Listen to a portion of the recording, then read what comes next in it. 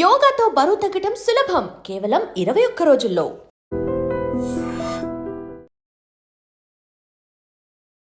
Kakinada rural Sarpavaram panchayat భావననారాయణపురంలో తీవ్ర విషాదకర ఘటన చోటు చేసుకుంది. 2 ఏళ్ల కొడుకు సార్విక్కి విషమిచ్చి ఆ తల్లి ఆకాంక్ష కూడా విషం తాగి ఆత్మహత్య చేసుకుంది. ఈ ఘటన చాలా బాధాకరమైన విషయం. ఇంతటికీ 2 ఏళ్ల కొడుకును చంపి తాను కూడా ఎందుకు చనిపోవాలి అనుకుందంటే 2 నెలల క్రితం భర్త జనుపల్లి గోపి మృతి చెందటంతో ఆ మృతిని తట్టుకోలేక ఒంటరితనాన్ని భరించలేక తీవ్ర మనస్తాపానికి గురైనటువంటి ఆకాంక్ష తన 2 ఏళ్ల కొడుకు భవిష్యత్తుపై తీవ్రమైనటువంటి దిగులు పెట్టుకుంది. ఎలా ముందుకెళ్ళాలి, నా భర్త లేక ఇటు 2 ఏళ్ల కొడుకుతో నేను ఏం చేయాలి, ఎలా ముందుకు వెళ్ళాలి, వీడిని ఎలా పోషించాలి, ఎలా చదివించాలి, ఇలాంటి అనేకమైన ఒత్తిళ్లతో తను తీవ్ర మనస్తాపానికి గురైంది. ఈ నెల 31వ తేదీన 2 ఏళ్ల కొడుకు సార్విక్కు పాయిజన్ ఇచ్చి ఆమె ఆకాంక్ష కూడా అదే పాయిజన్ తాగింది. అయితే ఇద్దరు కూడా కాకినాడ స్థానికంగా ఉన్నటువంటి హాస్పిటల్లో చికిత్స పొందుతూ ఇద్దరూ కన్నుమూసినటువంటి ఘోర విషాదకర ఘటన ప్రతి ఒక్కరిని తీవ్రంగా కలిచివేస్తోంది. ఈ ఘటనతో ఒక్కసారిగా కుటుంబాలన్నీ కూడా తీవ్ర విషాదంలోనికి వెళ్ళిపోయాయి. ఎవరూ జీర్ణించుకోలేకపోతున్నారు.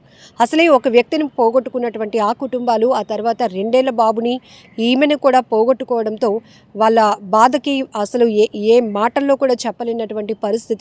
సో రికవర్ అవుతారేమో, ఛాన్సెస్ ఉంటాయేమో అని చెప్పేసి గత వారం రోజులుగా వాళ్ళు చూస్తున్నప్పటికీ కూడా, అంటే 31వ తేదీన ఘటన జరిగితే ఇప్పటి వరకు కూడా ట్రీట్మెంట్ పొందుతూ అనేక రకాలుగా వాళ్ళు ప్రాణాలతో కొట్టుమిట్టాడుతున్నటువంటి పరిస్థితి. ఎక్కడో హోప్ క్రియేట్ అయింది బంధువులకి బ్రతుకుతారేమో అని.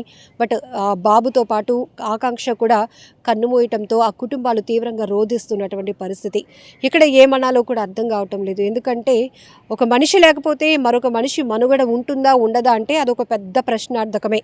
అది తీసుకునే విధానం బట్టి ఉంటుంది. అలా అని ప్రతి ఒక్క కుటుంబంలో ఎవరొకరిని కోల్పోయిన పరిస్థితులే. మరి మిగతా కుటుంబాలు ముందుకు వెళ్ళటం లేదంటే 100% వెళ్తాయి. సో అక్కడ భర్తను పోగొట్టుకున్నటువంటి బాధ, ఆమె పెయిన్ మనం అర్థం చేసుకోవచ్చు. కానీ 2 ఏళ్ల పసికందుకు కూడా విషం ఇవ్వాలి అంటే ఒక బిడ్డ తల్లి నుంచి పాజిటివే ఎక్కువ ఎక్స్పెక్ట్ చేస్తుంది. ఈ ప్రపంచంలో పిల్లలు ఎవరికి ఏమీ చెప్పుకోలేని పరిస్థితిలో ఒక్కటి తల్లికి ముందు చెప్పుకుంటారు, తర్వాత తండ్రికి చెప్పుకోగలుగుతారు. ఎందుకంటే వాళ్ళకి దేవుడు అంటే ఆ నాలెడ్జ్ కూడా తెలియదు. ఇంకా వాళ్ళు ఎదుగుతున్నప్పుడు దేవుడు ఉంటాడు, దేవుడు మనకు అన్నీ ఇస్తాడు అని కొంత నాలెడ్జ్, అంటే కొంత ఊహ వచ్చినాక పిల్లలకు మనం చెప్తాం.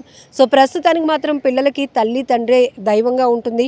మనకేం కావాలన్నా వాళ్ళు ఉన్నారు అనే ధైర్యం ఉంటుంది. ఈ 2 ఏళ్ల బాబుకు కూడా తల్లి ఏదో ఇస్తుంటే తాగడమే తప్ప అది తన ప్రాణాలు తీసేటటువంటి విషయం అని తెలియదు కదా. సో ఇక్కడ మరి ఆమె అంత సాహసం చేయటం చాలా బాధాకరమైన విషయం. సో 2 ఏళ్ళు అంటే పాలు తాగేటటువంటి వయసులో ఆ బిడ్డడికి విషం ఇచ్చి ఆమె కూడా ఇంకా సూసైడ్ చేసుకోవాలి అనుకుంది. ఇది చాలా బాధాకరమైన ఘటన. ఎందుకు ఇలా అనాలోచితమైన నిర్ణయాలు తీసుకుంటున్నారో అర్థం కావటం లేదు. ఇప్పటికీ నేను ఒక మాట చెప్తాను. సో కుటుంబంలో ఎవరు లేకపోయినా ఒంటరిగా ఉంటూ కూడా వాళ్ళు ఈ దేవుడిచ్చిన లైఫ్ని ఎలాగోలో నెట్టుకు రావాలి.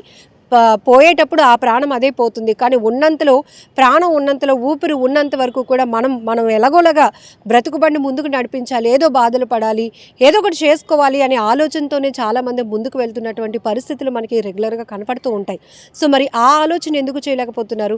జనరల్గా ఆమె మంచి ఏజ్లోనే ఉంది కాబట్టి, 2 ఏళ్ల బాబే కాబట్టి, సో బాబుని పేరెంట్స్కి అప్పచెప్పి తను ఏదైనా జాబ్ చేసి ఆ అబ్బాయిని చక్కగా పోషించుకోవచ్చు, తను కూడా లైఫ్ లీడ్ చేయొచ్చు. కానీ భర్త లేనటువంటి లోటు భరించలేనటువంటి ఆమె తీవ్ర మనోవేదనకు గురైంది, మనస్తాపానికి గురై ఆత్మహత్య చేసుకోవాలి అనుకుంది. తనువు చాలించాలి అనుకొని ఆ బిడ్డకు విషమిచ్చి తాను కూడా ఆత్మహత్య చేసుకుంది. కానీ ఆ బాబుని చక్కగా బంధువులకు, పేరెంట్స్ దగ్గర ఉంచి తను జాబ్ చేసుకొని రావటం. ఎందుకంటే మనం చాలా చూస్తున్నాం సొసైటీలో, మనం మంచి చూస్తున్నాం, చెడు చూస్తున్నాం, కష్టాలు చూస్తున్నాం, సుఖాలు చూస్తున్నాం. పిల్లల్ని వేరే వాళ్ళకి అప్పచెప్పో, లేకపోతే కేర్ సెంటర్స్లో పెట్టో, లేకపోతే ఏవో ఒకటి అలా చేస్తూ లైఫ్ లీడ్ చేస్తూ పిల్లలకి మంచి ఫ్యూచర్ ఇచ్చే సింగిల్ పేరెంట్స్ని కూడా మనం చూస్తున్నాం. అంతలోనే మనం చనిపోవాలి, ఇంక మనకు లైఫే లేదు అని ఆలోచన చేయటం అనేది చాలా బాధాకరం. ఇక్కడ భర్త కోల్పోయినటువంటి ఆమె ఆ కోణంలోనే ఆలోచించింది. మరి ఆమె కూడా తల్లిదండ్రులకి బిడ్డే కదా, మరి వాళ్ళు తట్టుకోగలుగుతారా? అలాగే ఒక 2 ఏళ్ల బాబు, అబ్బాయికి ఒక చాలా మంచి ఫ్యూచర్ ఉంది. సో పిల్లలు లేక చాలామంది ఎన్నో పూజలు చేస్తున్నారు, లక్షలు ఖర్చు పెడుతున్నారు, ఎన్నో నోములు నోస్తున్న ఇలాంటి పరిస్థితులు మనం చూస్తున్నాం. ఎందుకంటే పరితపించిపోయే పరిస్థితులు. కానీ ఉన్న బిడ్డల్ని కూడా ఇలా మనకున్న ఒత్తిళ్ళు, మనకున్న సమస్యల వల్ల పిల్లల ప్రాణాలు తీయాలి అనుకోవటం చాలా అనాలోచితమైన నిర్ణయమే. కానీ ఏదేమైనప్పటికీ కూడా ఈ ఘటన మాత్రం చాలా బాధాకరమైన విషయం. నిజంగా ప్రస్తుతం ఉన్నటువంటి సమాజం దేనికి ప్రయారిటీ ఇస్తుంది? ఆర్థిక సంబంధాల చుట్టూ మాత్రమే తిరుగుతోంది. మళ్ళీ ఎన్నికలంగానే చాలా విరక్తి కలుగుతున్నాం. మంచి అనిపిస్తుంది కదా, లేడీస్ కూడా ఛాలెంజింగ్ జాబ్స్ చేసినప్పుడు చాలా బాగుంటది. ట్రాఫిక్ అసిస్టెంట్స్ గా నియమించిన ట్రాన్స్జెండర్స్ అందరితో సాల్యూట్ చేయించుకుంటున్నారు. ఫుడ్ డెలివరీ ఇవ్వటానికి వెళ్ళినటువంటి డెలివరీ బాయ్ అనిల్ పై కళ్ళ ముందు